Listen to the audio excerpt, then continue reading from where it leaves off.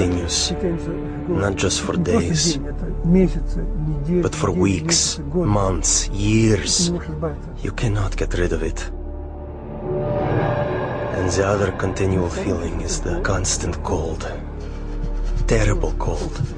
Sometimes I felt as if my blood circulation was slowing down.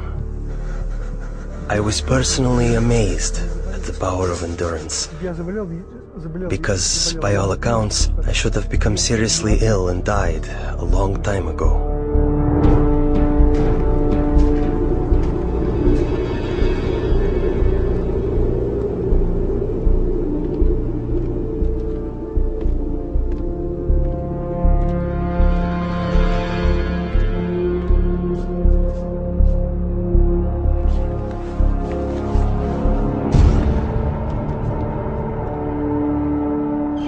One night, I was thrown into a cell with a broken window.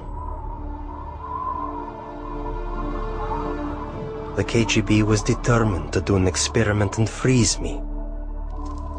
Later they would say he broke the window in his cell and died of cold.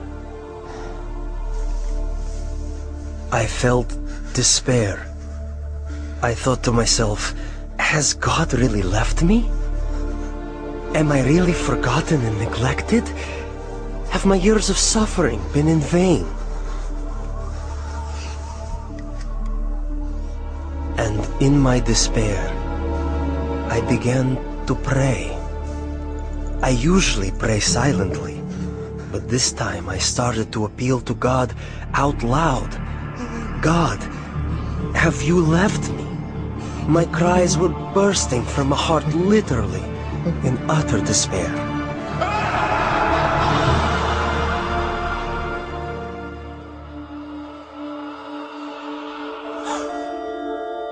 One night I had a dream. In my dream, I was told to pray for Alexander.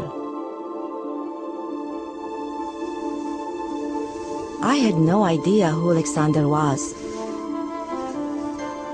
But I told my church, and we began to pray for him.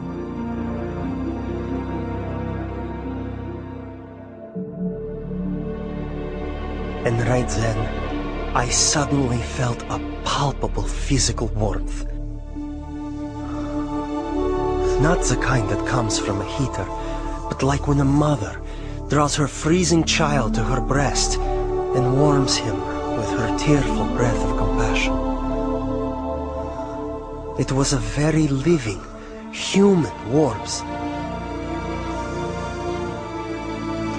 It penetrates you as if piercing you to the heart. And inside your heart, a spring opens up, out of which flows peace. A wonderful, magnificent, soothing peace.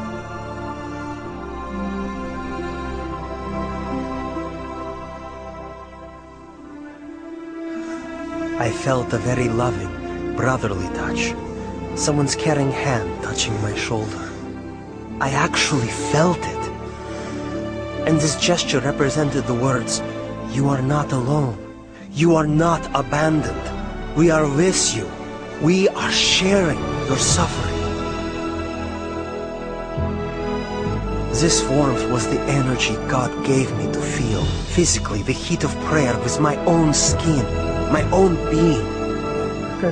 As if the prayers converted the energy of love into the energy of warmth.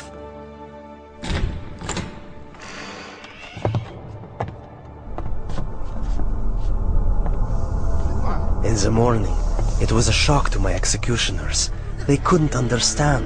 I wasn't simply alive, but my temperature was the same as that of a normal person. I heard the doctor explaining to my executioners in the corridor, "This is impossible. We can't explain it." About 6 months later, we received a letter from Open Doors to pray for Alexander.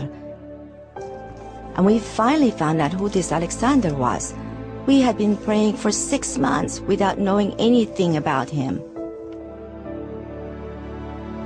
Alexander had started a Christian movement that spread across the Soviet Union. For this crime against the state, he was imprisoned to a labor camp in northern Siberia. the death sentence zone. It so happened that many people began praying for me.